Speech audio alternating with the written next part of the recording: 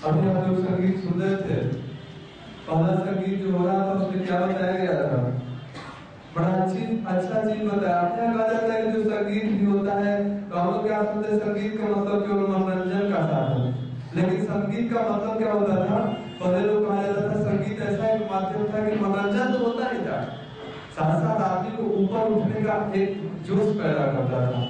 अभी संगीत में क्या कहा जा रहा था कि गिरना तो हमारा नेचर है, गलती तो हमसे होता ही है और गलती होगा भी, लेकिन क्या करते हैं, जो गलती को ठीक कर ले उसी को इंसान कहा जाता है। संगीत के भाव यही कहा जा रहा था आपसे। इसलिए आपसे निवेदन है, क्या निवेदन है, गलती हर लोग से होता रहता है, कोई ऐसा नहीं है किसी का भी आप उठा के देख ले जिसको आप कह सकते हैं व्यक्ति को क्या है, वो व्यक्ति एकदम पूर्ण पैदा हुए।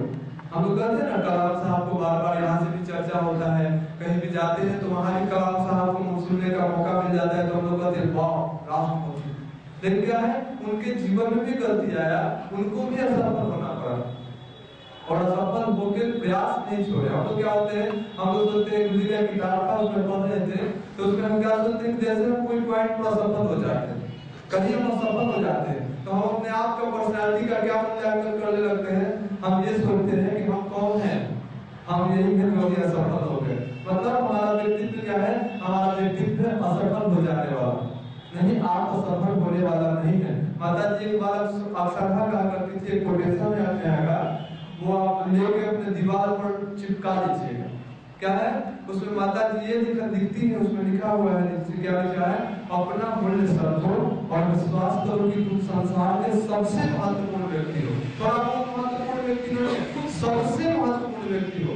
जब जब आपके मन में कभी गिरने का या गिर जाने के बाद निराश होने का मन करे तो उसको 5 बार पढ़िएगा गायत्री मंत्र की तरह, जैसे कहते हैं गायत्री मंत्र, उस तरह से उसको पढ़िएगा। क्या होगा, आपके जीवन में उमंग आ जाएगा, आपको लगेगा नहीं हम तो कुछ कर सकते हैं। तो ये आपको अच्छा विचार, आपको शक्ति प्रदान करता है। इसलिए आपसे भाव का निवेदन है, बार बार यहाँ से कहा जाता है, विवेकानंद भी कहा करते थे, क्या कहते थे विवेकानंद, कि तुम 1000 बार भी गिर जाओ तो एक बार उठने का साहस नहीं छोड़ना चाहिए। और वो आता कहाँ से है, वो आता है अच्छे विचार से। इसलिए आपसे निवेदन है, अगर साधना में समय समय इधर उधर हो जाता तब तो चलेगा, लेकिन कभी आप स्वाध्याय से अपना नाता कभी मत छोड़िएगा, नहीं तो क्या होगा, नहीं तो होगा वही कि आप अपने आप को समझने लगेगा कि हम असफल हैं। इसलिए आपसे नम्र निवेदन है, पिछले दिनों भाई लोग पर्सनालिटी डेवलपमेंट कोर्स भी किए, उसमें अक्सर जो लिख के अनुभव दिए हैं उसमें यही प्रतीत होता है, यही पढ़ने के बाद मिलता है कि क्या है, रिजल्ट वही है। रिजल्ट क्या है, हर लोग हताश, 5 दिनों के बाद लिखते हुए जो 5 दिन साधना सत्र किए वो जीवन का एक हमको नया दिशा देकर चला गया है और हम आगे चल के इसको प्रमाणित कर देंगे, और मिला है तो शक्ति है तो इसको प्रमाणित कर देंगे, सिद्ध कर देंगे। सब लोग का जनरली यही थॉट आया। आइए आप लोग भी जो लोग किए हैं साधना सत्र, उसमें कुछ लोगों को हम बुलाएंगे और कुछ लोग का अनुभव लेंगे। वास्तव में आपको 5 दिन जो साधना सत्र में सिखाया गया उसमें आपको क्या महसूस हुआ पहले और अब में।